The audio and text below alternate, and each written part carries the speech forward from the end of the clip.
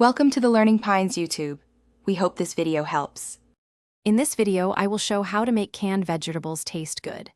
Drain and rinse cans, then sauté with olive oil, garlic, and a pinch of salt to build flavor. Use fresh herbs, a squeeze of lemon, and a small pat of butter to add brightness and mouthfeel. Finish with crushed red pepper or a sprinkle of Parmesan if you like savory depth and a little heat. Start by warming a neutral oil and tossing in aromatics like minced garlic or chopped shallot to bloom flavor.